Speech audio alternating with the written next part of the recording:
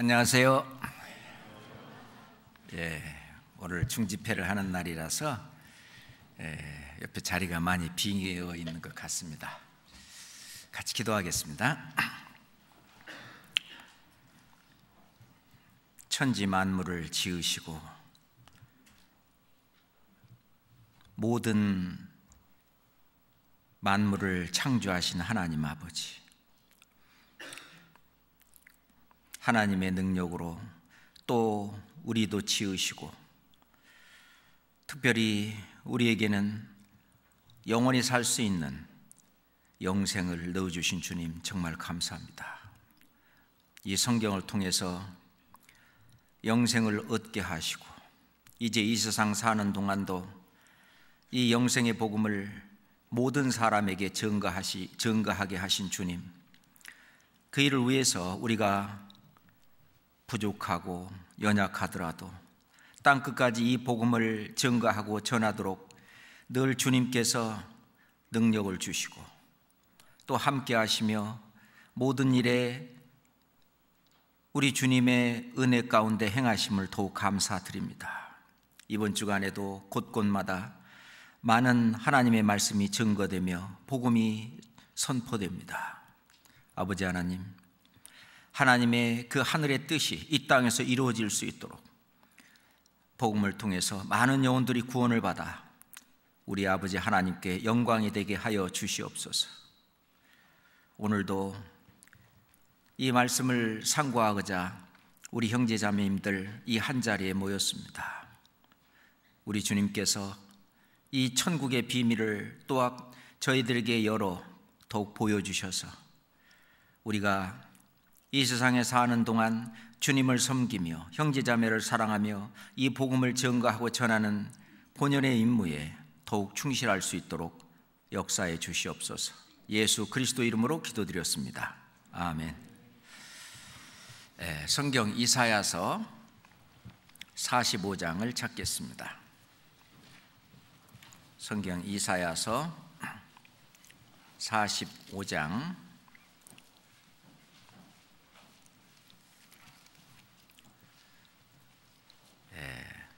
25장, 죄송합니다. 성경 이사야서 25장 8절 말씀을 보겠습니다. 성경 이사야서 25장 8절입니다. 한 절이니까 같이 읽겠습니다. 사망을 영원히 멸할 것이라. 주 여호와께서 모든 얼굴에서 눈물을 씻기시며 그 백성의 수치를 온 천하에서 제하시리라. 여호와께서 이같이 말씀하셨느니라. 천지의 주제이신 만군의 주, 우리 주 여호와 하나님의 말씀입니다. 사망을 영원히 멸하실 것이라. 이제 영원한 세계에 들어가게 되면은 더 이상 사망도 없습니다. 하나님께서는 예수 그리스도의 죽음과 부활하심으로 말미암아 우리를 사망에서 완전히 건져내시고 그리고 영원한 세계 속에서 하나님과 함께 영생 복락을 누릴 것을 약속하셨습니다. 사망을 영원히 멸하실 것이라 하면서 주 여호와께서 모든 얼굴에서 눈물을 씻기시며, 이 세상의 모든 역사는 눈물의 역사다라고 생각해도 됩니다.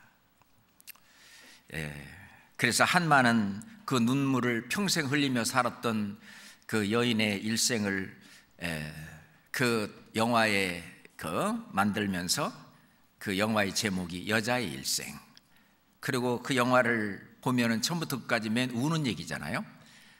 눈물. 이 세상의 모든 역사 속에서 눈물을 뺀다면은 정말 이 세상의 어떤 모든 일들이나 이런 것들의 어떤 행복과 만족과 이런 것을 찾을 수 있을 텐데, 정말 하나님은 수고와 슬픔 그리고 고난과 고생을 이 인생 속에서 허락하셨기 때문에 인생을 살아가는 그 자체가 인생의 눈물 골짜기다라고 말할 수 있습니다. 실은 우리가 인생을 살아가는 이 눈물 골짜기를 통과하는 이 인생, 그것도 한번 공부를 자세히 해볼 필요가 있다고 생각합니다만은, 오늘은 하나님께서 이제 신앙의 문제에 있어서, 하나님과 우리의 어떤 신앙의 문제에 있어서 흘리는 어떤 눈물들, 그래서 오늘 제목을 예수님의 눈물과 그리고 우리의 눈물이라고 하는 제목을 가지고 공부를 해보려고 합니다. 자, 예수님도 이 세상에 오셔서 눈물을 흘리셨죠. 성경에는 예수님이 웃으셨다는 말씀은 없지만은 눈물을 흘리셨다는 말씀은 3번이나 나옵니다. 우리 인생은 이 세상에 태어나면서 울면서 이 땅에 오고, 어릴 때는 특별히 울음으로 자기의 의사 표현을 하기도 합니다. 뿐만 아니라 이 세상을 살아가는 가운데 알게 모르게 우리는 많은 눈물을 흘리면서 삽니다. 그래서 어떤 사람은 눈물에 젖은 한 조각 빵을 먹어보지 않은 사람과는 인생을 논하지 말라, 뭐 그런 말을 하기도 하죠. 참다운 그 인생이 뭔지를 알려면은 정말 눈물에 젖은 그 한 조각 빵을 먹어본 경험이 있는 그런 사람이 인생을 논할 수 있다라고도 말을 합니다. 자, 예수님도 이 세상에 와서 눈물을 3번이나 흘리셨는데, 예수님이 흘리시는 눈물과 그리고 우리가 흘리는 눈물은 차원이 다릅니다. 자, 예수님은 먼저 나사로의 무덤을 찾아가다가 그 나사로의 누이 동생인 그 마르다 또 마리아 만나가지고 또 거기 함께 이렇게 나사로의 죽음을 애도하던 그 사람들이 함께 와 있을 때 나사로의 그 무덤을 가는 도중에 예수님이 눈물을 흘린 일이 있습니다. 자, 요한복음 11장을 한번 찾습니다. 요한복음 11장 30절부터 44절까지 30절부터 우선 35절까지만 제가 읽겠습니다. 요한복음 11장 30절부터 35절까지입니다. 예수는 아직 마을로 들어오지 아니하시고 마르다의 맞던 곳에 그저 계시더라. 마리아와 함께 집에 있어 위로하던 유대인들은 그의 급히 일어나 나가는 것을 보고 곡하러 무덤에 가는 줄로 생각하고 따라가더니, 마리아가 예수 계신 곳에 와서 보이고 그 발 앞에 엎드려 가로되, 주께서 여기 계셨다면 내 오라비가 죽지 아니하였겠나이다 하더라. 예수께서 그의 우는 것과 또 함께 유대인들의 우는 것을 보시고 심령에 통분히 여기시고 민망히 여기사 가로되, 그를 어디 두었느냐? 가로되, 주여 와서 보옵소서 하니 예수께서 눈물을 흘리시더라. 그 눈물을 흘리는 것을 보고 36절에 이에 유대인들이 말하되, 보라, 그를 어떻게 사랑하였는가 하며, 또 어떤 사람은 또 비난의 말을 합니다. 37절에 그중 어떤 이는 말하되, 소경의 눈을 뜨게 한 이 사람이 그 사람은 죽지 않게 할 수 없었더냐 하더라. 그래서 38절에 이에 예수께서 다시 속으로 통분히 여기시며 무덤에 가시니, 자, 속으로 예수님은 통분히 여겼다. 자, 나사로가 살아있을 때도 예수님께서는 그 나사로와 마리아와 마르다 아주 친한 그런 사이였습니다. 나사로를 사랑하셨죠. 근데 이 나사로가 병들어 죽게 되었는데, 그리고 이제 병들어 죽게 되어서 기별을 했습니다. 우리 오빠 나사로가 죽게 되었으니까 예수님 빨리 와서 좀 어떻게 좀 해주세요. 근데 거기서 좀 미루다가 나사로가 죽은 걸 아시고 이제 나사로를 만나러 가게 되죠. 나사로가 병들어서 죽게 되었고 이 세상을 이렇게 떠나니까 마리아, 마르다, 그리고 또 그 동네 사람들, 또 그를 사랑했던 그 사람들이 나사로의 죽음을 슬퍼하며 와서 같이 울었습니다. 그 우는 것을 보고 예수님은 나사로의 죽음을 슬퍼하는 그 유대인들, 또 그 누이들, 그들이 정말 하나님의 뜻이 무엇인지를 모르고 그저 그냥 같이 인정줄에 매여서 살고 있던 아주 가까운 사람이 죽은 그 사실만 슬퍼하고 그걸로 끝으로 생각하는 그것을 보고 마음에 또는 심령에 통분이 여겼다라고 말씀하십니다. 실은 나사로의 그 죽음과 그리고 예수님께서 나사로를 살리시는 그 일에는 하나님의 아주 큰 뜻이 거기에 담겨 있는데, 그건 전혀 상관하지 않고 그것은 전혀 느끼지 않고 하나님의 뜻이 뭔지를 알지도 못하고 하는 그 어리석음에 대해서 예수님은 그 심령에, 그 가슴 속에, 마음의 속으로 아주 통분히 여기셨습니다. 그 하나님의 뜻을 생각하지도 않고 알지도 못하는 그 이스라엘 사람들, 답답해서 눈물이 났습니다. 다 같이 눈물을 흘렸지만 각기 눈물의 의미는 달랐습니다. 이 세상 사람들은 자기가 사랑하는 사람이 죽고 없어지니까 이것은 영원한 이별이라고 생각하기 때문에 그 죽음을 슬퍼하는 것입니다. 인간은 가장 괴롭고 슬픈 일이 죽음에 의한 이별이라고 그렇게 생각하기 때문에 그렇죠. 그런데 예수님은 나사로가 죽은 것을 이미 알고 있었습니다. 그래서 나사로를 살리려고 오신 거예요. 그러니까 지금 조금 있으면 살릴 텐데, 예수님의 차원으로 본다면, 예수님의 시각으로 본다면 뭐 울 이유가 없는 겁니다. 나사로를 보고 울 이유는 없는 거예요. 그렇잖아요? 그런데 예수님의 그 뜻을 알지 못하는 이 이스라엘 백성들,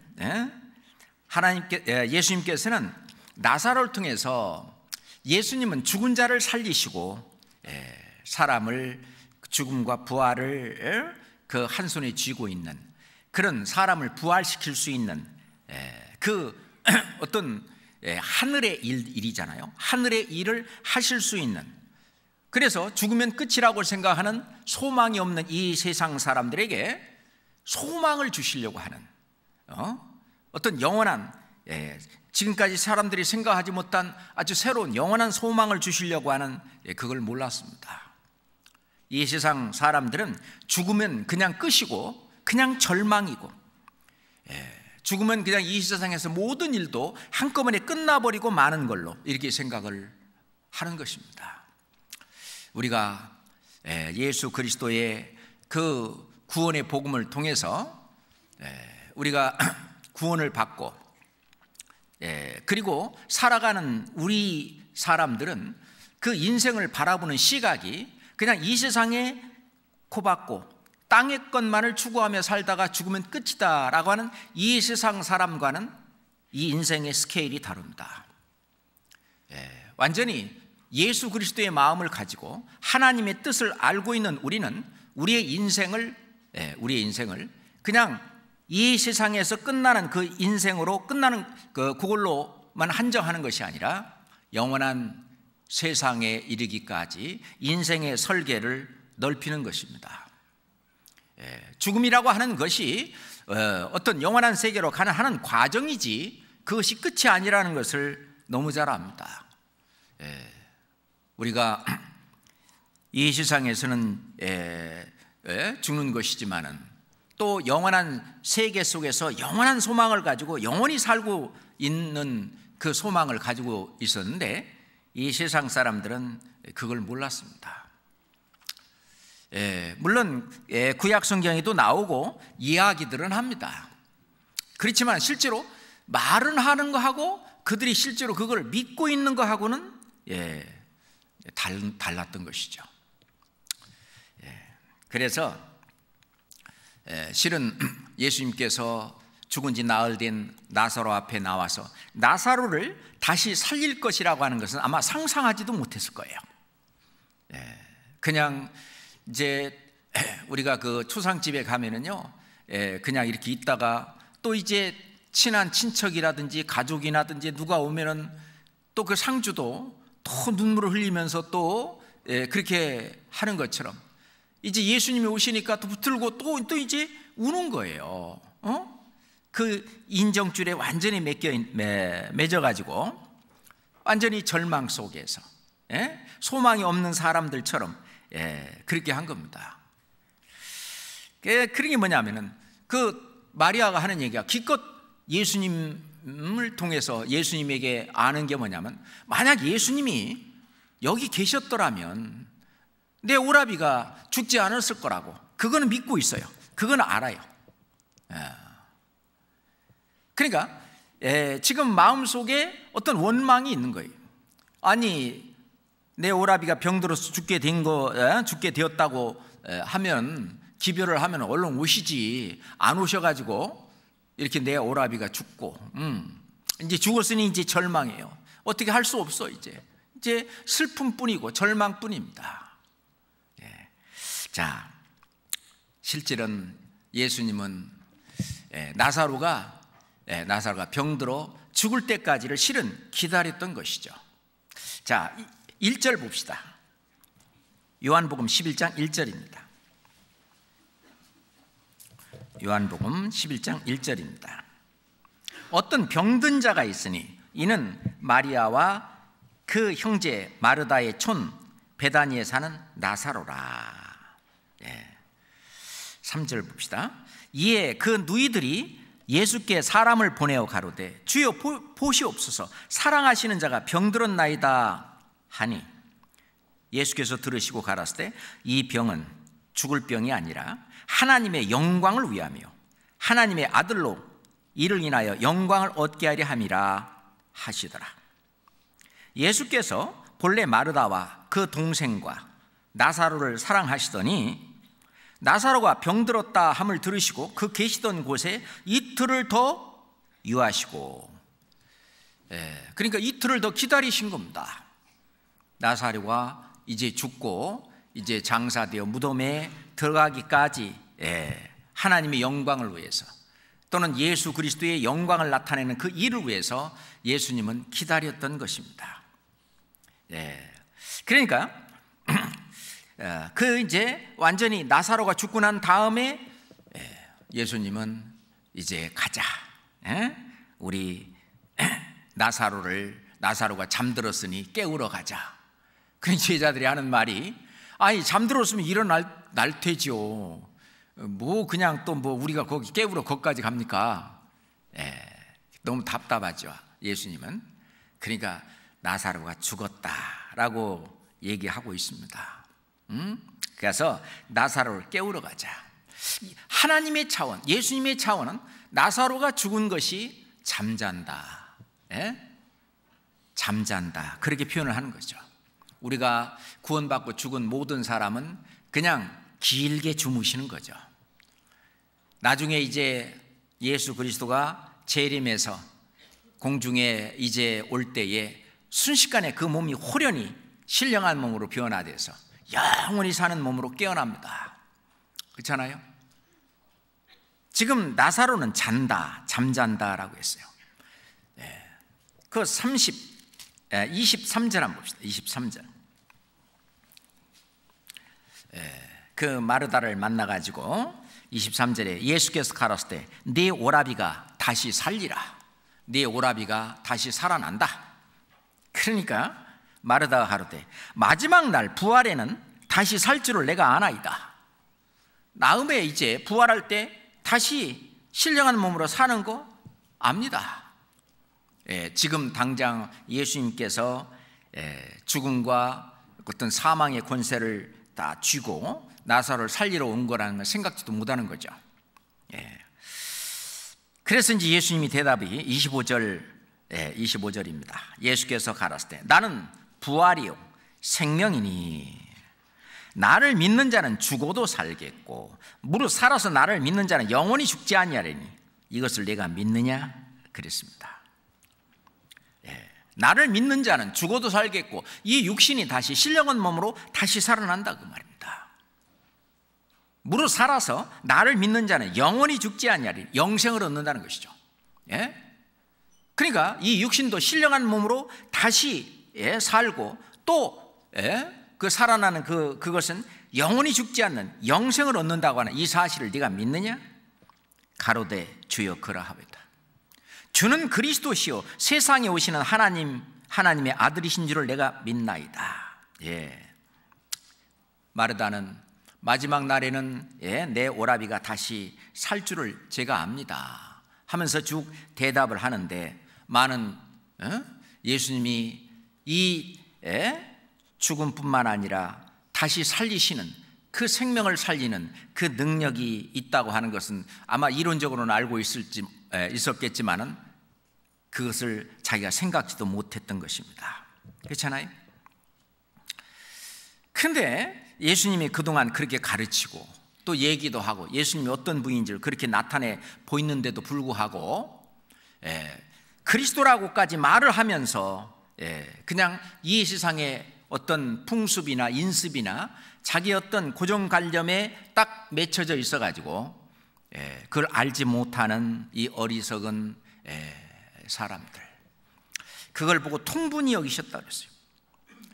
그 예수님께서 흘리신 눈물은 영생이 있는데도 영생을 깨닫지 못하는 사람들, 자기 어떤 육신적인 모습만 보고 어떤 지금까지 어떤 자기가 보고 뭐 했던 이 세상적인 것을만 보고 그렇게 괴로워하고 슬퍼하는 모습들, 정말 안타까움에서 흘리시는 그 눈물이라고 볼 수 있습니다. 여기서 우리는 하나님 아버지의 마음을 알 수 있습니다. 하나님은 사람을 지으실 때 이 세상에 살다가 죽는 것으로 끝나는 것으로 지은 것이 아니라 우리 속에는 영생을 넣어놨다 그랬잖아요. 그는 영생을 넣어놨다. 그것이 우리말 성경에 전도서 3장 11절에 보면은 영원을 사모하는 마음을 주셨다라고 되어 있는데, 그 영어 성경에 보면 He has also put eternity in the hearts of men. 그는 사람의 마음 속에 영생을 넣어놨다, 영원을 넣어놨다. 애벌레 속에 나비를 넣는 것처럼, 각종 씨 속에 꽃을 넣는 것처럼, 또는 과일을 넣는 것처럼, 모든 그 알 속에 거기에 아름다운 새를 다 넣는 것처럼 하나님은 이 사람 속에는 영생을 넣어놨다, 영혼을 넣어놨다. 그게 이제 진짜 인생이 되는 거잖아요. 그걸 얘기하고자 하는 영원, 영생을 예수님은 얘기하고자 하는데, 이 사람들은 겨우 그냥 눈에 보이는 짧은 이 인생만을 생각하는 겁니다. 그러니 예수님은 마음이 답답하셨습니다. 통분히 여기셨던 거예요. 그 아프리카에 구원받은 한 형제가 있는데 가수입니다. 작사하고 작곡을 하고 하는데, 그가 이제 같이 이렇게 선교하는데 같이 다니면서 차 안에서 자기가 작곡하고 취입한 노래를 하나 불러줬는데, 그 가사의 내용이 뭐냐면은 저의 마음은 기쁨이 가득 차 있지만 저는 웁니다. 그게 이제 가사의 내용이에요. 저는 웁니다. I cry, cry, cry. 저는 웁니다. Because 왜냐하면은 이 구원받지 못하는 자기 가족들, 그것을 볼 때 내 마음은 웁니다. 내 마음은 행복이 가득 차 있지만 나는 웁니다. 내 친구들을 볼 때 그들이 영원한 지옥에 들어갈 것을 생각할 때 저는 웁니다. 내용이 그런 내용의 가사입니다. 그런 마음이 지금 현재 예수 그리스도의 마음이라고 생각합니다.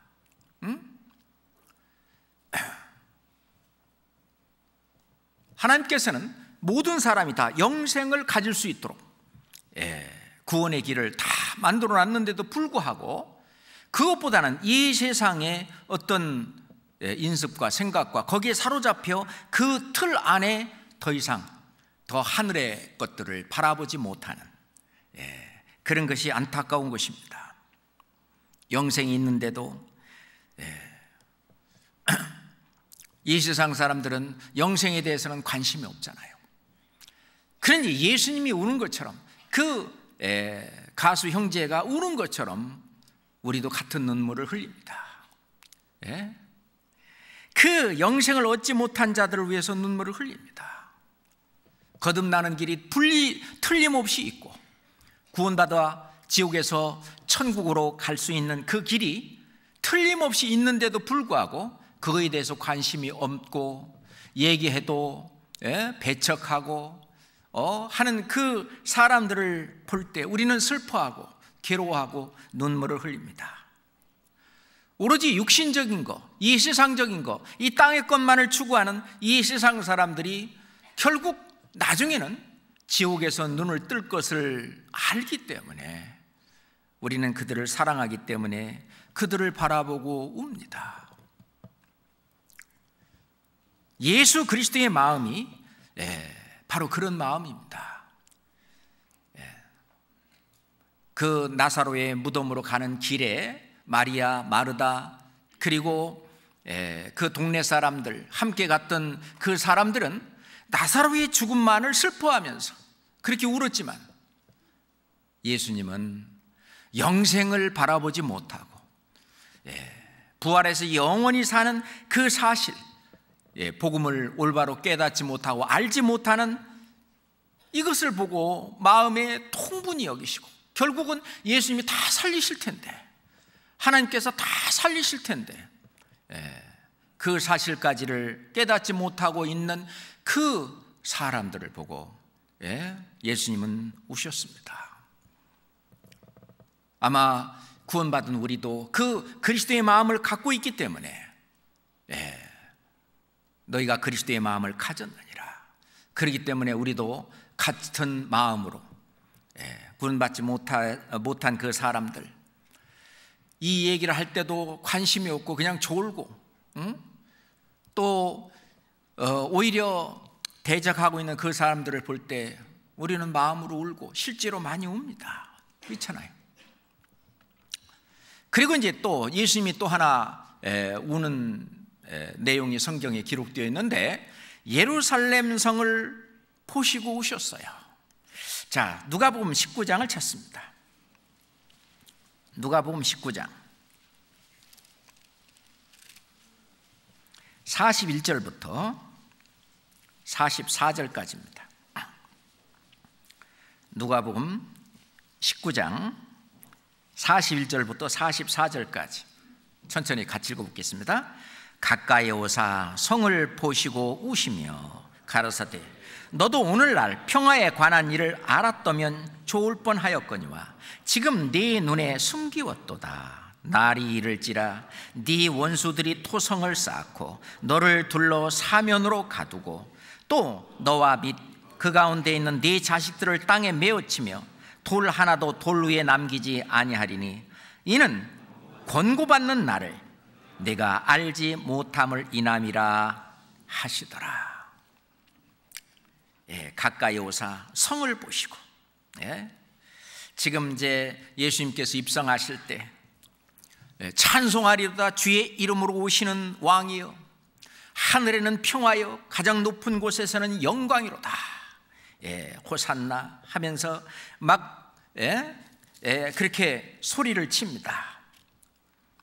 그 나귀 새끼를 타고 입성하는 그 앞에서 그 겉옷을 벗어서 그 앞에 깔기도 하고, 또 이제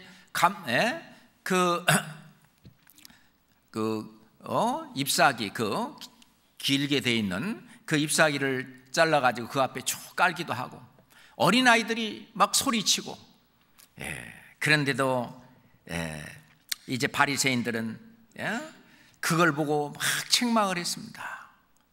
예수님은 말씀하실 때 만약 이 사람들이 잠잠하면 돌들이 소리치리라. 예수님께서 예루살렘의 그 평화의 왕으로, 만왕의 왕으로 입성하시는 그건 아주 겸손한 모습으로, 그 말을 타고 가는 것도 아니고 나귀도 아니고 나귀 새끼를 탄 아주 겸손의 왕으로 지금 입성하시는 그 모습 가운데 예수님은 예루살렘 성을 보시고 우셨습니다. 우시고 한탄스럽게 말씀하셨습니다. 예루살렘아, 예루살렘아, 너도 오늘날 이 평화에 관한 일을 알았다면 좋을 뻔하였는데 지금 내 눈에 숨겼구나. 평화에 관한 일을 네가 알았더라면 얼마나 좋았을까. 모르는 거예요. 평화에 관한 일, 이 평강에 관한 일, 이걸 모르는 거예요. 이 예루살렘 안에는 그들이 믿고 있는 종교를 이제 유대교라고 말합니다. 주다이즘, 유대교라고 말하는데, 사도 바울도 구원받기 전에는 내가 유대교에 아주 열심히 있었다.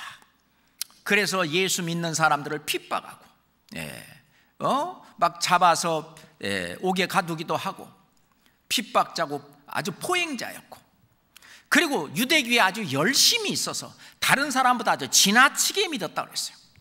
그래서 다른 사람은 따라갈 수 없을 정도로 그렇게 뭐 11조를 바치는 일이든지 또는 자기가 금식하는 일이든지 안식일을 지키는 일이든지 하여튼 율법에 흠이 없는 자로다 라고 본인이 이야기할 정도로 그렇게 열심히 살았던 사도 바울, 그에게도 평화에 관한 일은 눈에 감춰졌습니다.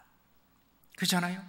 그런 사도 바울이 구원받기 전에 그 모습과 같은 많은 유대인들, 거기 종교 지도자들, 제사장들, 율법사들, 서기관들, 바리새인들, 또 뭐 사두개인들, 그 아주 예루살렘 그 수도 안에는 그 성전을 중심으로 해서 기라성 같은 그런 많은 사람들이 하나님을 섬긴다고 하면서 여호와께 제사를 드린다고 하고 하나님께 예배하며 경배를 드린다고 하면서 그렇게 많이 했지만은 평화에 관한 일을 몰랐습니다. 평화에 관한 일을 알았다면 얼마나 좋았을까. 그들이 아주 열심은 많았어요. 하나님께 열심히 있어요. 그렇지만은 몰랐습니다. 그들이 열심은 있었지만은 하나님을 모르고 자기 의를 세우려고 하나님의 의를 복종치 않았다 하는 말씀처럼 이 평화에 관한 일을 몰랐던 것입니다. 그렇지 잘 모르니까 이스라엘의 그 제사장들 내지는 선지자들을 백성들의 상처를 고쳐주면서 아주 심상히 고쳐주면서 야 이제 됐어, 된 거야 그거, 평강하다 하나 평강이 없도다. 그 괜찮아, 그러면 된 거예요 하면서 이제 평강하다, 이제 고쳐졌다라고 하지만 그것은 그 말을 하는 선지자들이나 제사장들이나 또는 그 말을 받고 있는 그 당사자인 이스라엘 백성들이나 평강이 없다고 하는 것을 아마 그 내심 속으로는 다 알고 있었을 것입니다. 그러면서 그 일을 계속하는 거예요. 그들이 이 가증한 일을 행할 때 부끄러워하였느냐?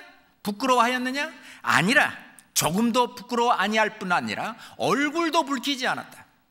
예레미야 선지자는 이것을 지적하고 있습니다. 왜 백성들에게 이 평강을 주지 못했을까요? 평화에 관한 일, 이 평강에 관한 일을 모르기 때문에 그래요. 그렇잖아요. 모르는데 어떻게 제대로 알려줄 수가 있겠습니까? 안 되는 겁니다. 그러니까 그런 나름대로 세상 지식을 거기에 가미해서 어떤 감정도 섞고 못도 섞고 해서 이제 이제 괜찮다, 평화롭다, 평강하다 그렇게 얘기하는 겁니다. 지금 예수님이 오셨을 때에도 그 일은 지속되고 있었습니다. 그 마음속에 진정한 평화 없었습니다. 그러니 더 열심히 해보려고, 더 열심히 하면은 진짜 평화가 있을까봐, 평강이 있을까봐 그들은 계속 그렇지만 없었습니다. 예수님이 이 땅에 오실 때 지극히 높은 곳에서는 하나님께 영광이요, 땅에서는 기뻐하심을 입은 자들의 평화로다. 진짜 이 땅에서 기뻐하심을 입은 사람들, 정말 평화를 알고 구원을 받은 그 사람들에게는 진짜 평화가 오는 거예요. 진정한 평강이 오는 겁니다. 그 마음의 평강, 이거는 그 누구도 빼앗을 수 없는 거잖아요.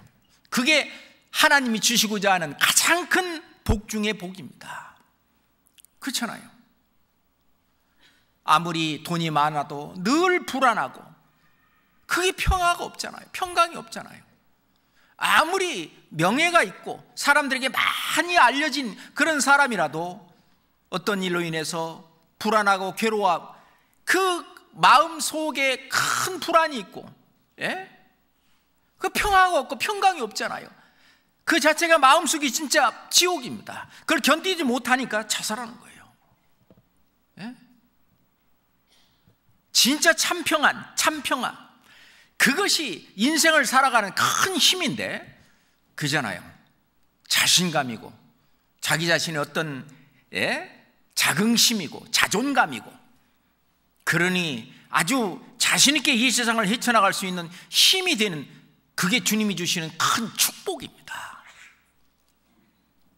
근데 이스라엘 사람들에게 종교 지도자들은 이걸 줄 수가 없었습니다. 하나님은 그걸 주신다고 늘 말씀하시거든요.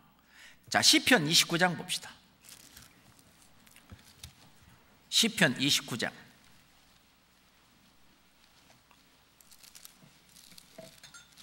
11절 보겠습니다. 시편 29장 11절 말씀 같이 읽겠습니다. 여호와께서 자기 백성에게 힘을 주시며 여호와께서 자기 백성에게 평강의 복을 주시리로다. 평강의 복을 주시리로다. 힘이 있는 거죠. 여호와께서 자기 백성에게 힘을 주시며 그 평강의 복을 주시는데 그거를 알지 못하는 거예요. 예수님은 에루살렘 성을 입성하시면서 에루살렘 성을 보시면서 우시면서 말씀하셨어요. 너희가 평화에 관한 일을 알았다면 얼마나 좋았겠느냐. 그런데 너희 눈에 이게 숨기었다. 이 평강, 평화, 예수 그리스도 그분이 누굽니까? 평강의 왕이라 할 것입니다. 이사야서 9장 6절에 보면 기묘자라 모사라 전능하신 하나님이라 영존하시는 아버지라 평강의 왕이라 할 것입니다. 평강의 왕이 오셨는데, 평강의 왕이 이제 예루살렘 성에 입성을 하는데 그것이 눈에 안 보이는 거예요. 감추어져 있는 겁니다. 자, 시편 59장 봅시다. 시편 59장 8절 말씀.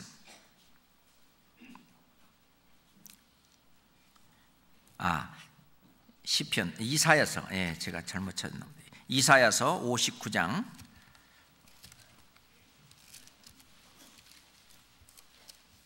8 맞습니다. 이스라엘 백성들에게 이사야서 59장 8절 말씀입니다. 함께 읽겠습니다. 그들은 평강의 길을 알지 못하며 그들의 행하는 곳에는 공의가 없으며 굽은 길을 스스로 만드나니 무릇 이 길을 밟는 자는 평강을 알지 못하느니라. 그 앞에 죄 때문에 그런데요. 여호와의 손이 짧아 구원치 못하심도 아니요 귀가 둔하여 듣지 못하심도 아니라.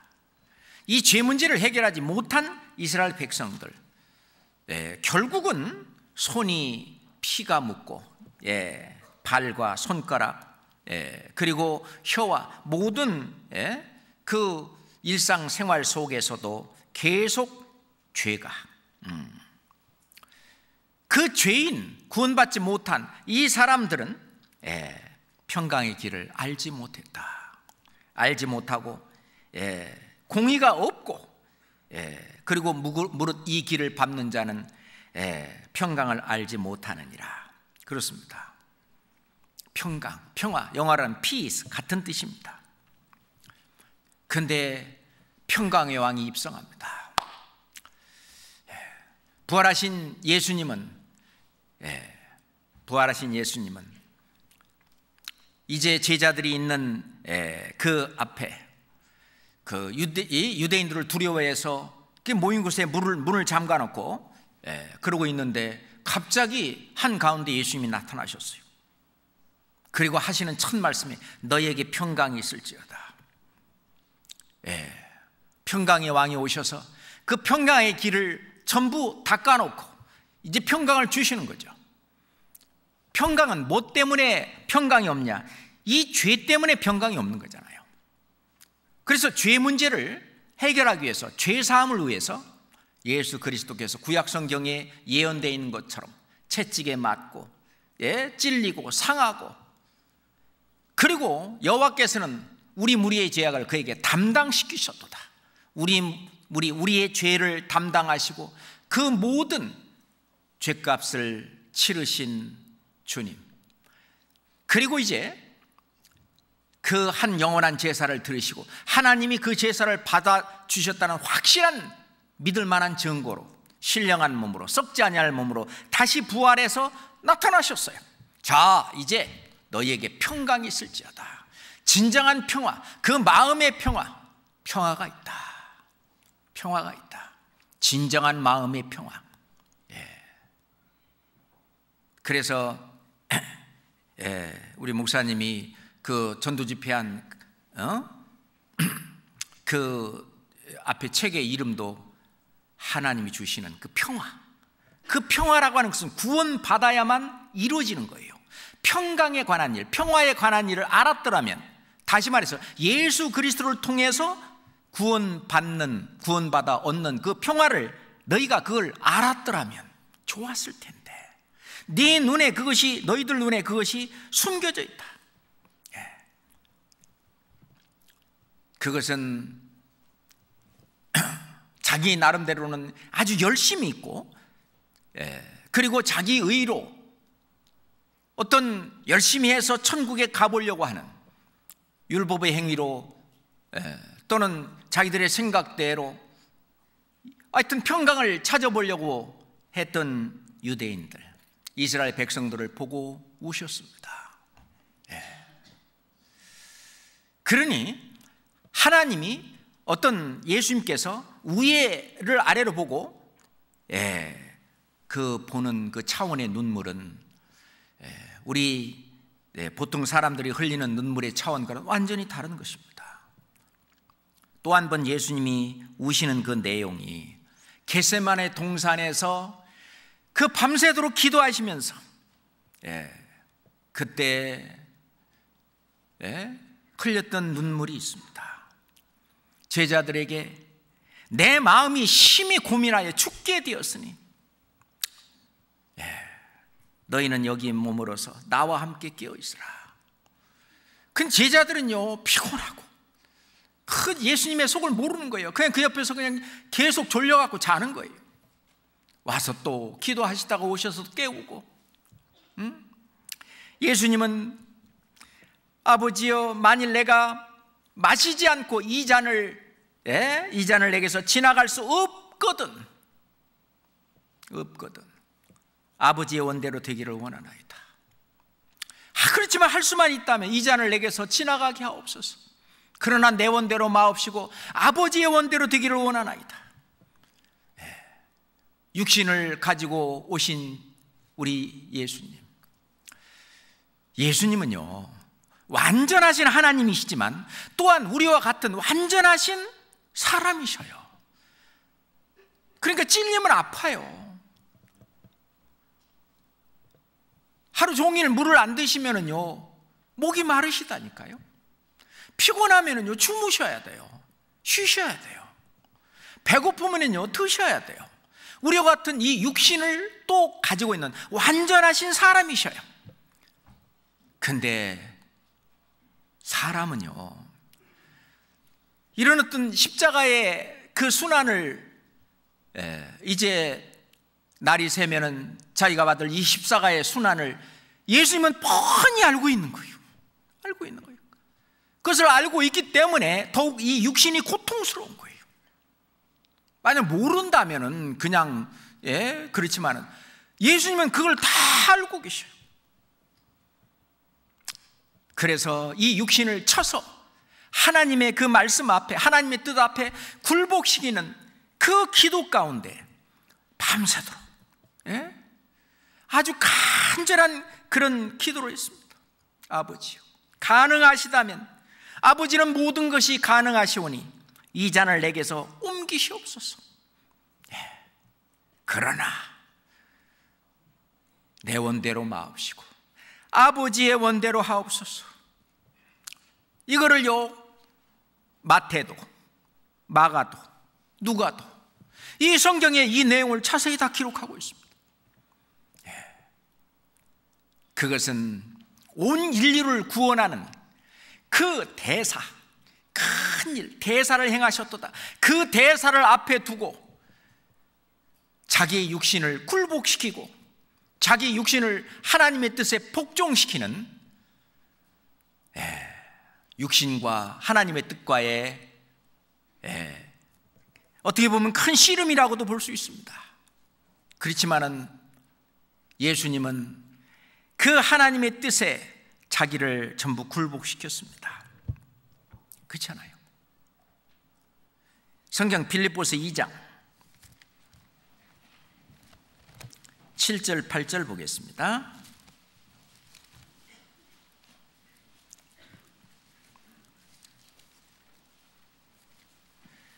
빌립보서 2장 7절 8절입니다. 함께 읽겠습니다. 오히려 자기를 비어 종의 형체를 가져 사람들과 같이 되었고 사람의 모양으로 나타내셨음에 자기를 낮추시고 죽기까지 복종하셨으니 곧 십자가에 죽으심이라. 예수님은 죽기까지 복종하셨다. 그렇습니다. 에바브로티도도 그리스도 예수의 일을 위해서, 이 선교를 위해서 주님의 그 일에 함께 합세하는 일에 있어서도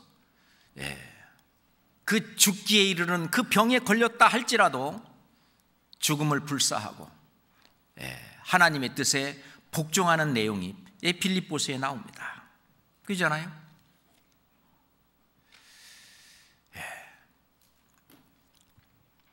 예수님은 인류를 구원하는 그 십자가를 앞에 두고 눈물로 그렇게 기도를 했는데, 의사였던 그 누가복음 22장에 보면은요, 예수께서 힘쓰고 애써 간절히 기도하시니 땀방울이, 땀이 땅에 떨어지는 핏방울 같이 되더라.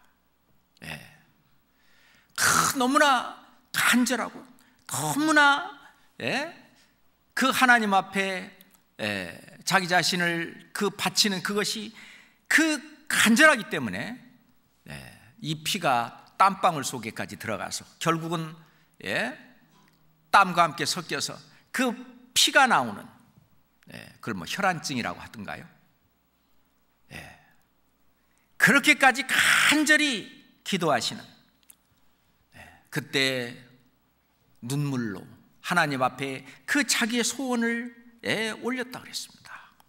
자기의 소원은 내 원대로 마옵시고 아버지의 원대로 되기를 원하나이다. 그것은 우리 모든 믿는 자에게 큰 본이 되고 그건 교훈이 된다고 생각합니다.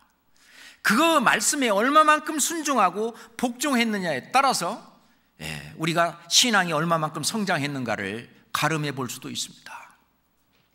히브리서 5장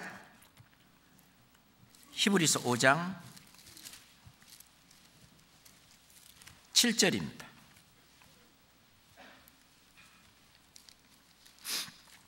히브리서 5장 7절 말씀 함께 읽겠습니다.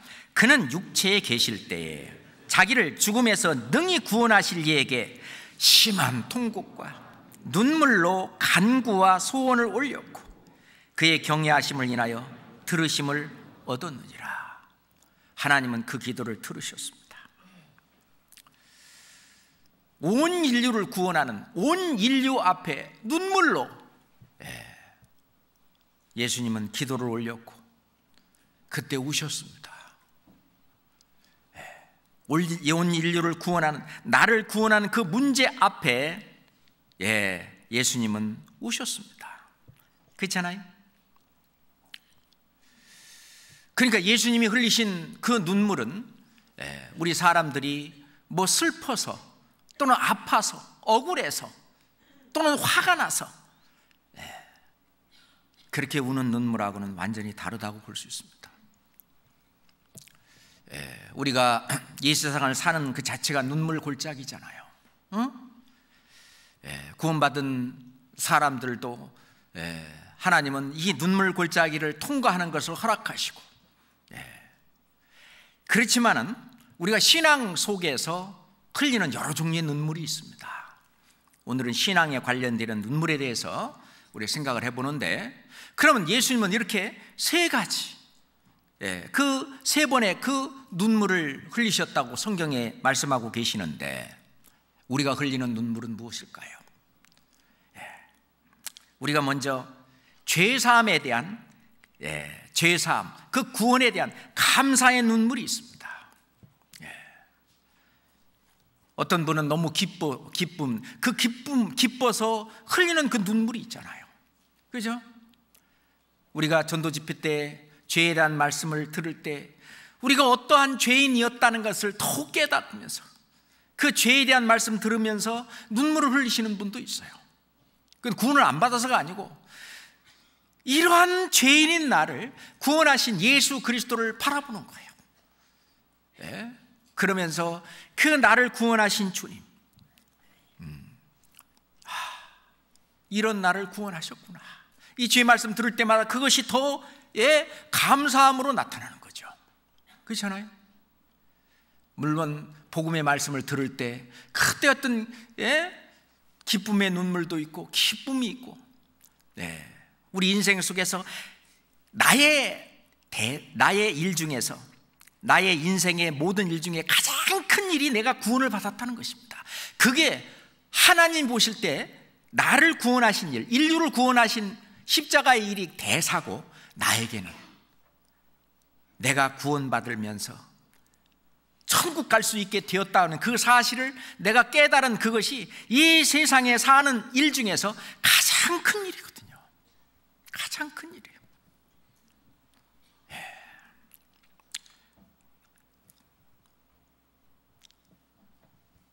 자기의 그 많은 죄를 구원하시는 구세주, 구원의 주 그리스도로 이 땅에 예수님이 오신 그 사실을 깨달은 한 여인. 누가복음 7장 보겠습니다. 누가복음 7장입니다. 36절부터 38절까지, 누가복음 36절부터 38절까지 같이 읽어볼까요?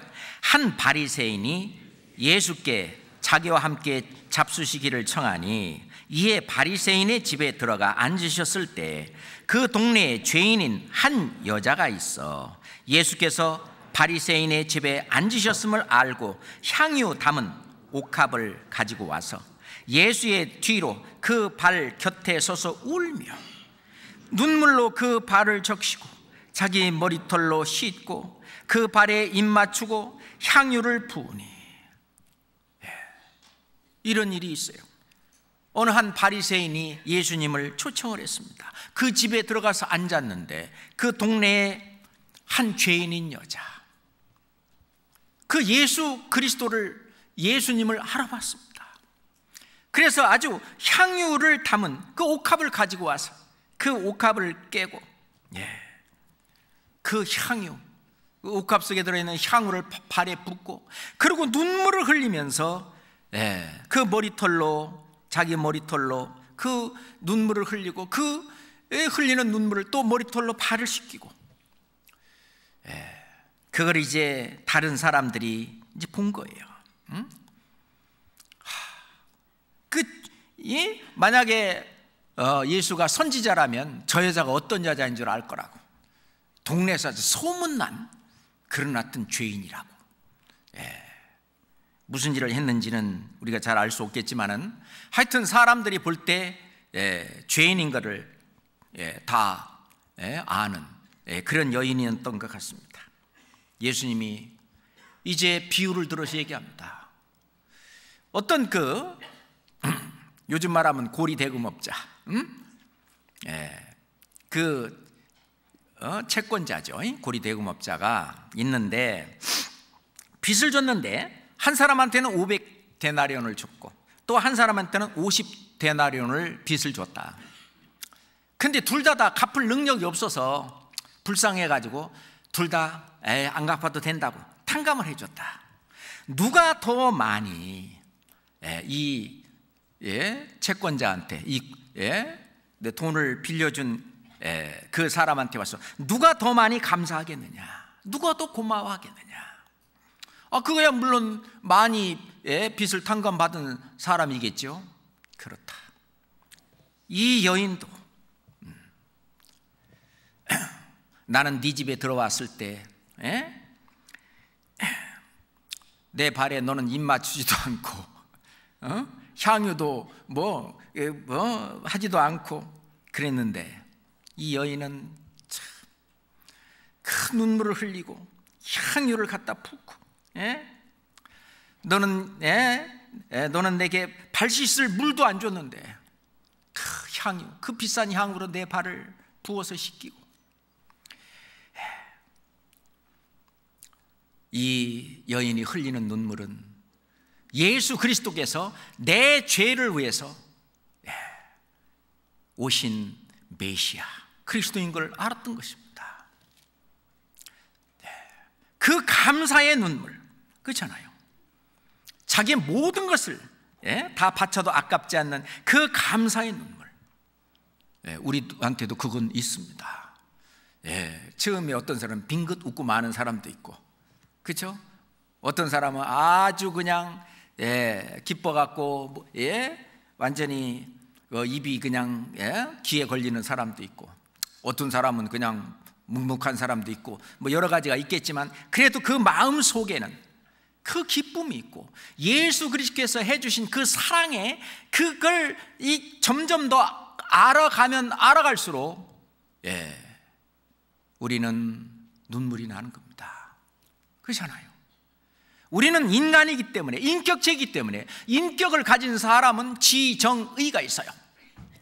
알면 감동이 오는 거예요. 감정이 움직이고 어떤 의지, 어떤 걸 결정하는 거예요.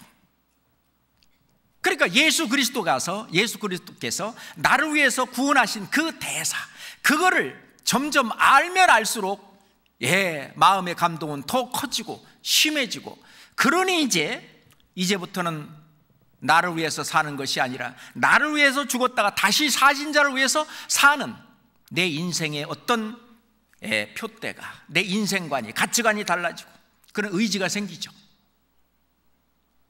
이 죄인인 한 여자, 이 여자는 다른 사람은 모르도록 자기 자신은 이 기쁨의 눈물, 그리고 어떤 자기 의지까지 나타낸 이런 구원받을 때 이 기쁨의 눈물이 있습니다. 그렇잖아요. 그런데 구원받은 이후에 사는 삶 속에 보면은 우리는 또 많은 눈물을 흘리지 않을 수 없습니다. 욥의 비유를 보더라도 그 욥은 그랬어요. 내 친구, 나를 조롱하나 친구들이 가서 야 필시 네가 죄를 졌겠지, 그냥 하나님이 이렇게 징벌을 내리시는 일이 어디냐, 네가 무슨 죄를 졌으니까 그렇지, 네가 숨기지 말고 솔직히 얘기해봐. 너 몰래 무슨 지은 죄 있지? 없어. 내가 무슨 죄를 졌어? 아무리 생각해도 난 죄 지은 거 없고 나는 정말 의롭게 정말 하나님 말씀대로 그렇게 올바로 살았단 말이야. 이렇게 사는 나를 이렇게 징벌하시는 것보다, 징벌하시는 걸 보니까 내가 하나님보다 의롭다. 그래서 욥기 32장에 보면은요, 욥이 자기가 하나님보다 의롭다. 왜? 죄도 없는 나를 이렇게 하니까 막 그렇게까지 얘기할 정도로 욥은 정말 의롭게 산 사람입니다. 그런데 그렇게 나 나름대로는 하나님 앞에 열심히 살았는데, 우리가 구원받은 이후로 내 나름대로 열심히 사는데 나의 친구는 나를 조롱하니 내 눈은 하나님을 향해서 눈물을 흘리고, 욥은 이 단련을 받고 욥이 시험을 받을 때 많은 눈물을 흘렸습니다. 그것은 우리가 구원받은 이후에 우리가 천성에 들어갈 때까지 우리가 많은 눈물을 흘릴 것에 대한 그림자잖아요. 시편 42장 봅시다. 시편 42장입니다.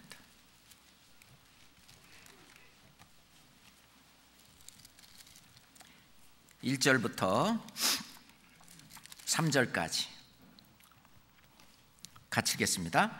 하나님이여, 사슴이 시냇물을 찾기에 갈급함 같이 내 영혼이 주를 찾기에 갈급하나이다.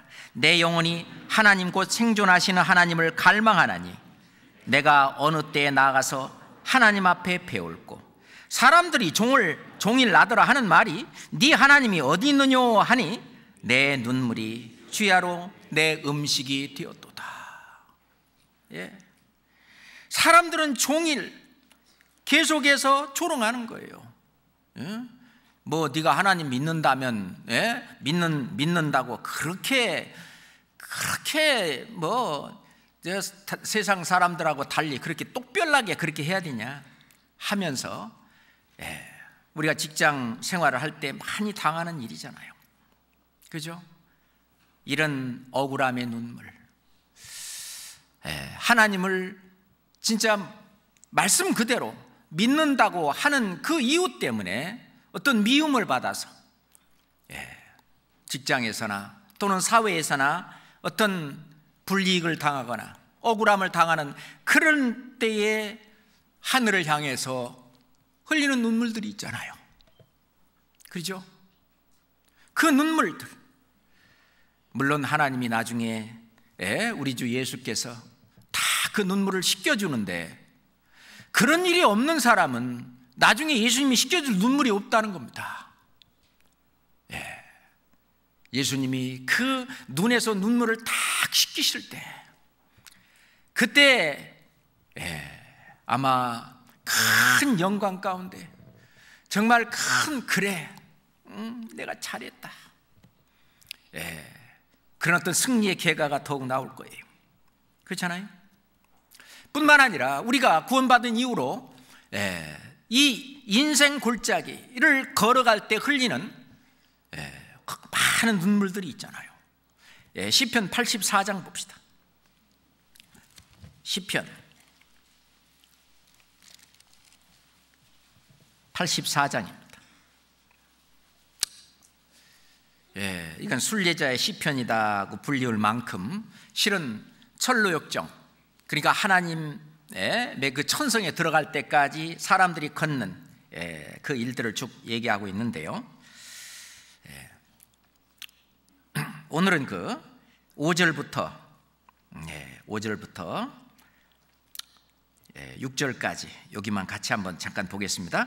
주께 힘을 얻고 그 마음에 시온의 대로가 있는 자는 복이 있나이다. 저희는 눈물 골짜기로 통행할 때에 그곳으로 많은 샘의 곳이 되게 하며 이른 비도 은택을 입히나이다. 주께 힘을 얻고, 정말 마음에 평화가 있고 평강이 있고 소망이 있고 힘이 있죠. 이 세상에 없는 것이 하박국 선지자는 그 6가지나 있다 할지라도 나는 하나님으로 즐거워하며 구원의 하나님으로 인하여 기뻐하리로다. 그 다음 말씀이 여호와는 나의 힘이시라. 여호와는 나의 힘이시라. 구원의 하나님의 인하여 기뻐하는 그것이 인생을 살아가는 큰 힘입니다. 그렇잖아요? 그러니까 주께 힘을 얻고 그 마음에 시온의 대로가 있는 자는 폭이 있다. 그게 정로잖아요. 그것을 쭉 걸어가는 그 사람, 하나님이 정해진 그 코스대로 걸어가는 그 사람. 그런데 그 코스 속에는 눈물 골짜기가 있다는 것입니다. 저희는 눈물 골짜기로 통행할 때에 우리 신앙생활 속에서 평탄한 길만 절대로 있는 것이 아니죠. 인생 자체가 눈물의 골짜기입니다. 이거는 뭐요? 구원을 받은 사람이나 구원을 받지 않은 사람이나 똑같이 겪는 그런 인생의 문제입니다. 시편 90장 10절에 보면은 잘 아는 말씀이잖아요. 사람의 연수가 70이요 강건하면 80이라도, 그렇죠? 그 연수의 자랑은 수고와 슬픔뿐이요 신소기간이 우리가 날아가나이다. 7, 80년 사는 그 인생 속에 자랑은 결국 뒤에 남는 것은 수고와 슬픔뿐이다. 그잖아요.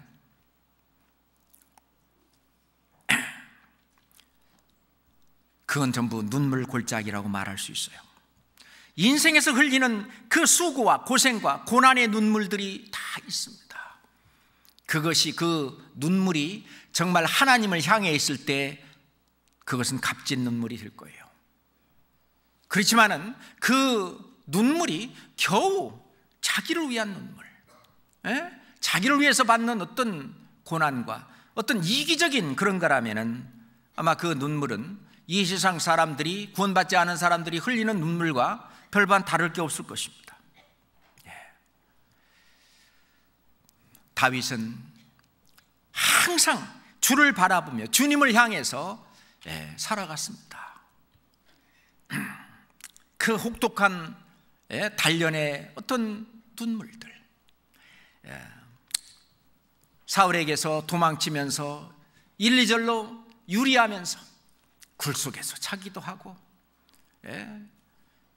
그 모든 그걸 참아가면서 흘렸던 눈물들. 시편 56장 봅시다. 시편 56장 8절입니다.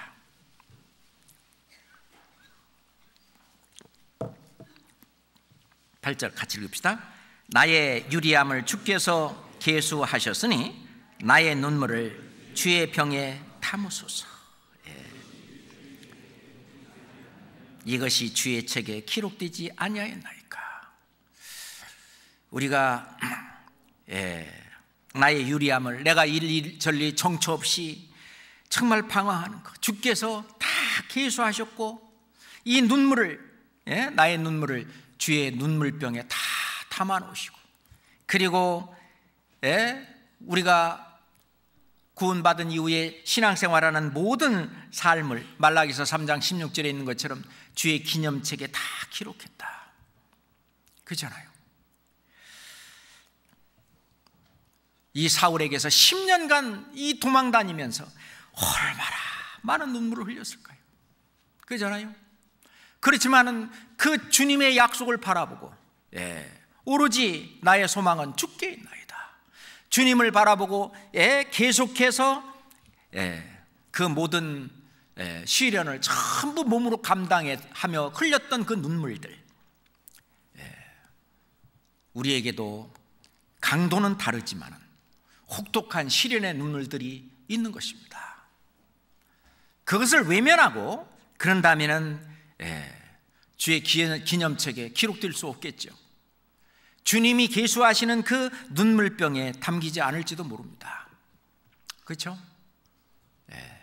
우리가 시련을 겪던, 고난을 겪던, 환난을 겪던 항상 주님을 바라보고 하나님을 바라보고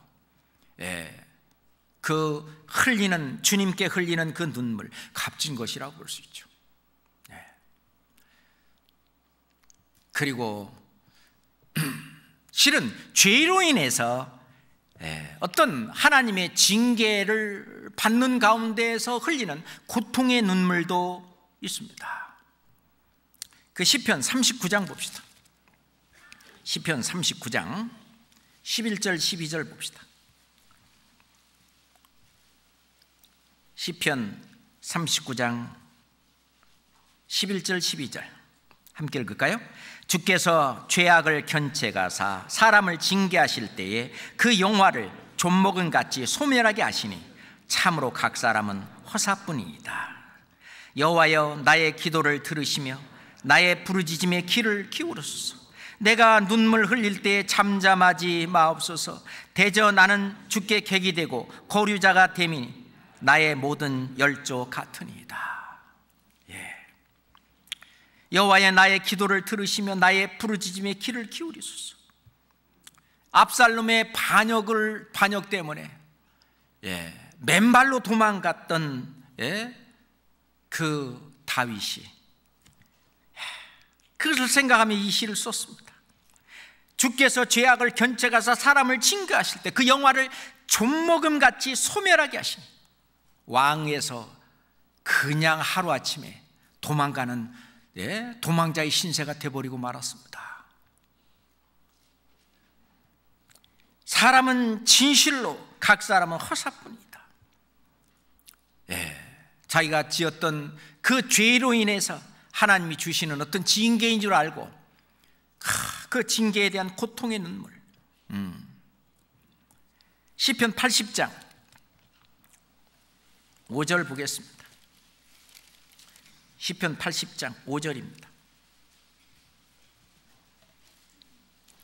같이 읽읍시다. 주께서 저희를 눈물 양식으로 먹이시며 다랑에 눈물을 마시게 하셨느니라.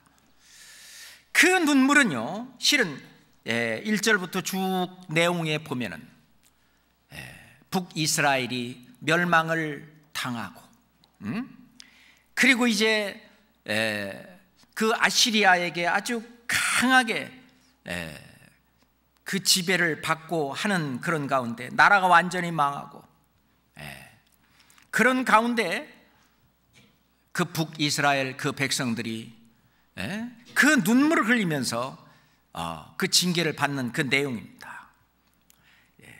다량의 눈물을 마시게 하셨나이다. 우리가 하나님의 어떤 말씀에 대한 불순종으로 인해서 북이스라엘이 아수르에게 망하여 징벌을 받을 때 눈물을 흘리는 것처럼 우리도 이것은 교훈이라고 생각합니다. 우리가 하나님의 말씀을 불순종하고 살면 살수록 더 그것이 계속되면 계속될수록 하나님 앞에 더욱 그 가중처벌이 돼서 다량의 어떤 징계의 고통의 눈물을 흘릴 수도 있다는 것입니다. 그러겠죠? 뿐만 아니라 그것을 확실히 뼈저리게 깨닫고 이제 흘리는 회개의 눈물도 있습니다. 자, 시편 6장 봅시다. 시편 6장입니다. 이 시편 6장은 시편의 7편의 참회 시 중에 하나라고 이렇게 성경학자들이 말하고 있는데, 자, 시편 6장 5절 6절도 같이 읽읍시다. 사망 중에서는 주를 기억함이 없사오니 음부에서 주께 감사할 자 누구리까? 내가 탄식함으로 곤핍하여 밤마다 눈물로 내 침상을 때우며 내 요를 적시나이다. 징계로 인한 눈물입니다. 밧세바를 통해서 지었던 죄, 그 밧세바의 남편인 우리아를 죽인 그 죄, 그 죄에 대한 어떤 징계에 대한 회개의 눈물입니다. 하나님 정말 잘못했습니다. 내가 탄식으로 곤핍하며 밤마다 눈물로 내 침상을 띄우며, 과장법이죠. 아무리 눈물이 많아도 침상을 이렇게 배처럼 둥둥 띄울 정도로 눈물을 흘릴 수 있는 사람은 웃기죠, 그죠? 이제 하여튼 과장법, 내 요를 적시나이다. 요가 아주 흠뻑 젖을 정도로 눈물을 많이 흘렸다. 이제 과정법이긴 한데 이 눈물을 흘리면서 하나님 앞에 정말 회개한 그 모습을 나타내는 것입니다. 회개의 눈물이 있어요. 주님 앞에 우리는 이 회개의 눈물을 많이 흘릴수록 그 사람의 신앙은 성장한다고 봅니다. 그잖아요. 회개의 눈물, 하나님 앞에 다시 돌아오는, 자기 잘못을 주님께 구하고, 그 회개의 눈물, 그것은 힘이 있습니다. 주님이 참 너무 사랑합니다. 아버지가 자식을 혼낼 때 끝까지 버팅기고, 내가 잘못한 게 뭐냐고, 왜 때리냐고, 끝까지 그러면은 이 부모의 마음이 얼마나 더 아프고 더 그러겠어요. 그런데 정말 부모님 앞에 정말 잘못된 것을 돌이키고, 다시는 그렇지 않을게요. 다시는 엄마 아빠 마음 아프게 그렇게 나쁜 짓 안 하겠습니다. 그런 거 안 하겠습니다. 그리고 정말 그 회개하고 진짜 돌아올 때, 그 아들이 얼마나 소중하며 정말 마음으로, 그래, 내 자식아, 이제 다시는 그런 짓 하지 말고 이제 올바로 한번 살아보자, 더욱 사랑이 가고 하는 것처럼, 하나님 앞에 회개의 눈물은 우리를 더욱 사랑해 주는 그런 눈물이 될 수 있습니다. 그러잖아요. 그리고 또 선지자로서 흘리는 안타까운 심정의 눈물이 있어요. 앞에서 말씀을 전하고 하나님의 뜻을 증거하고 전하는 그 사람이 구약시대의 선지자였죠. 지금 이제 선지자 노릇을 하는, 선지자는 아니지만 선지자 노릇, 선지자 역할을 하는 그 사람들은 앞에서 말씀을 전하고, 그러죠? 이 교회를 앞서 이끌어 가시는 그런 분들이 이제 선지자 역할을 하고 있는데, 그분들이 흘리는 많은 눈물들이 또 있는 걸 알아야 됩니다. 시편 119장 136절입니다. 시편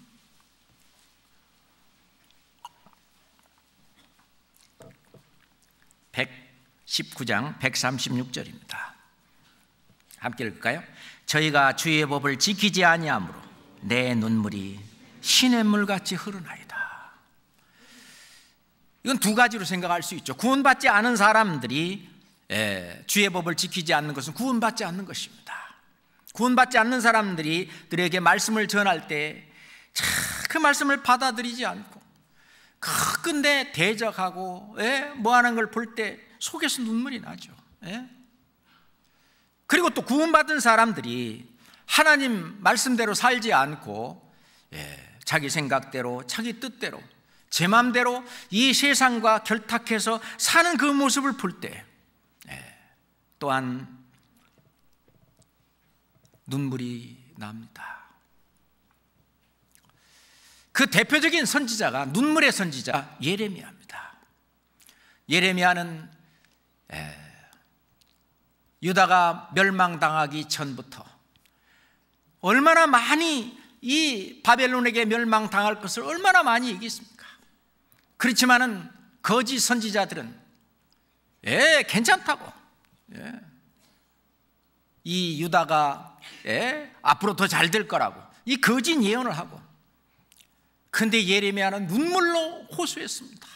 하나님이 죄를 회개하고 하나님 말씀 앞으로 돌아오지 않으면 이 바벨론에게 망하고, 그리고 70년간 포로로 잡혀갈 거라고 아무리 얘기해도, 그렇게 너는 괜히 좀 악한, 좀 나쁜 거, 흉한 것만 자꾸 예언하고 그런 말만 하고, 그래서 사람들이 좋아하지 않았습니다.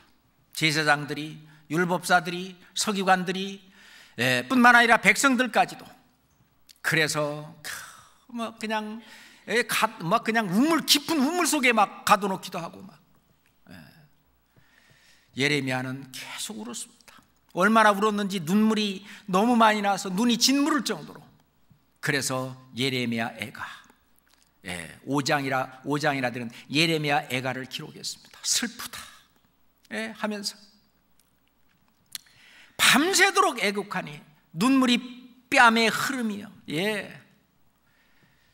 실은 구약의 모세 오경 속에서 이스라엘 백성들이 끝끝내 불순종하면 어떻게 될 것이라고 하는 그 모든 경고의 말씀이, 그 예언의 말씀이 그대로 실현되고 현실되는 것을 그 경고하고 얘기하고 안 듣는 거예요. 결국 그대로 예루살렘 성이 망하고, 그 하나님이 말씀하신 저주와 사망과 그 모든 것이 현실화됐을 때, 이 예레미야는 그걸 보고 울었습니다. 예가를 기록했습니다. 내가 우니 내 눈물이 물같이 흐른다고 그랬어요. 내 눈이 눈물 때문에 내 눈이 상했다고 그랬습니다. 그리고 그 위에 기성세대들이 그렇게 잘못함으로 인해서 그 밑에 후대들이 함께 그 주님의 축복과 어떤 주님의 사랑을 받지 못하는 그런 안타까운 그런 걸 또 쳐다보니까 계속 눈물이 났던 겁니다. 예레미야 애가 2장 하나 봅시다. 예레미야 애가 2장 11절입니다. 예레미야 애가 2장 11절입니다.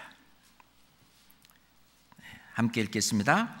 내 눈이 눈물에 상하며 내 창자가 끊으며 내 간이 땅에 쏟아졌으니 이는 처녀 내 백성이 패망하여 어린 자녀와 젖 먹는 아이들이 성읍 길거리에 혼미함이로다. 실제로 부모로부터 사랑을 받고 하나님의 말씀을 잘 교육받고, 그래서 훌륭한 어떤 하나님의 자녀로 성장해야 될 이 어린아이들, 요즘 말한다면은 이제 복음이 대가 끊어지고, 어린아이들에게 진짜 이 축복이 되는 이 복음이 연결되지 않고, 이것은 기성 이 세대들의 죄로 인해서 자기 후손들의 어떤 복음으로 말미암아 천국 갈 수 있는 그 길이 막히는 그런 것처럼 예레미야는 그 이스라엘 백성들의 그 어린 아이들이 하나님께 주실 그 어떤 소망과 어떤 축복과 그런 것에서 멀어져 가는 그 모습을 보고 또 울었습니다. 그렇잖아요.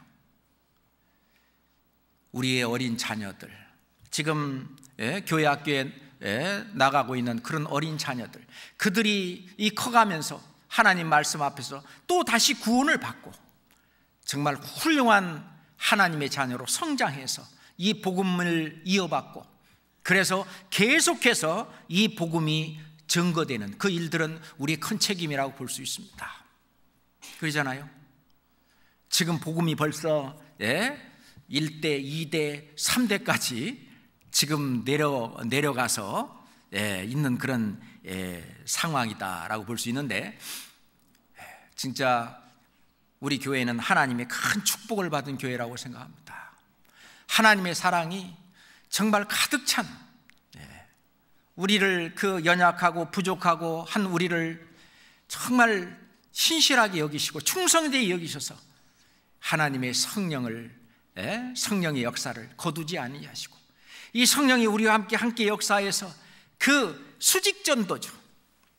옆에 있는 사람에게 전도하는 걸 수평 전도라고 한다면은, 우리 이제 자녀들 아래 세대들에게 복음을 전하는 걸 수직 전도라고 하는데, 이 수직 전도에도 우리는 지금 최선을 다해서 제대로 하고 있습니다. 다른 교회에서 우리 교회에 대해서 부러워하고 있는 것이 교회 학교의 운영입니다. 어떻게 그 교회 학교가 그 학생들을 위해서 그런 교재들이, 그렇게 훌륭한 교재들이 그게 발행이 되고, 또 구원받은 하여튼 그들은 잘 모르겠지만 하여튼 선생님들이 이렇게 하는데, 진짜 무슨 다른 세상 어떤 뭐에서 하는 게임이라든지 이런 것도 안 하고, 어떻게 그냥 말씀하고 그냥 같이 교제하고 이런 것으로 그 아이들이 그렇게 자라가 수가 있느냐 그런 것이죠. 참 축복이라고 생각합니다. 그래서 그것을 알고 있는 어떤 사람들은요, 먼저 교회 학교에 아이들을 먼저 구원받고 우리 교회 학교에 다니고, 그리고 쭉 성장하는 걸 보고 아이를 보고 우리 교회에 오는 그런 부모들도 있어요. 그래서 진짜 이 교회 학교가 올바로 정말 쭉 하는 것은 우리 교회의 미래고 정말 중요한 일이라고 생각합니다.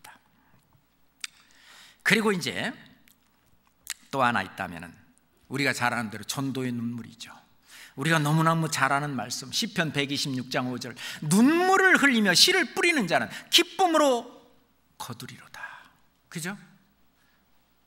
아침에 눈물을 흘리며 그 씨를 뿌리러 나가는 그 사람은 저녁에 기쁨으로 그 단을 가지고 돌아온다고 하는 약속의 말씀.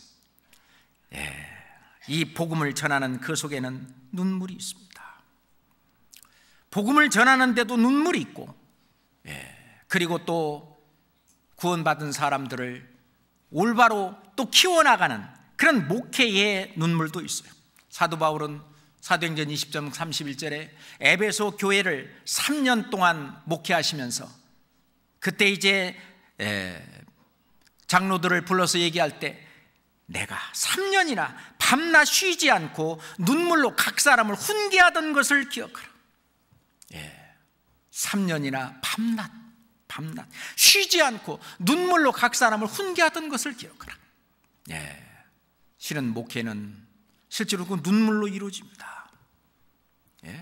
구원받을 때도 눈물을 흘리면서 씨를 뿌리고, 그래서 구원받는 역사가 일어납니다.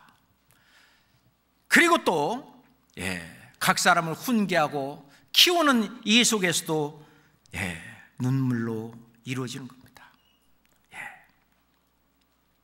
고린도후서 2장 4절 한번 봅시다.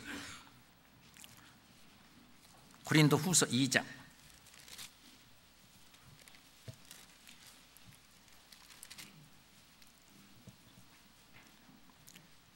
4절입니다. 함께 읽겠습니다. 내가 큰 환난과 애통한 마음이 있어 많은 눈물로 너희에게 썼노니 이는 너희로 근심하려 한 것이 아니요 오직 내가 너희를 향하여 넘치는 사랑이 있음을 너희로 알게 하려 함이라. 많은 눈물로 너희에게 썼는데 이거는 사랑의 발로죠. 그렇잖아요?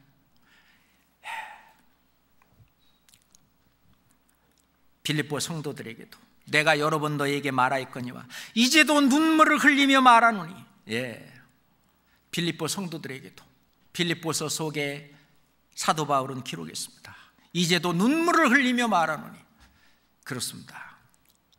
실제로 우리 교회가 이렇게 성장한 것은 이런 눈물의 전도와 눈물의 목회가 눈물의 성도들을 길러내는 그 일이 함께 했기 때문에 그렇습니다.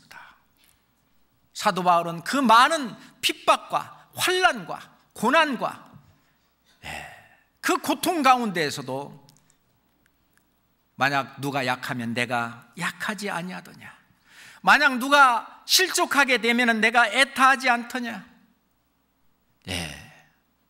정말 그 약하면 그 약한 것으로 내려가서, 그리고 누가 애타하면은, 누가 실족하거나 어려운 상황에 있으면 그 애타는 그 속에서 눈물로 교회를 키워왔던 것입니다.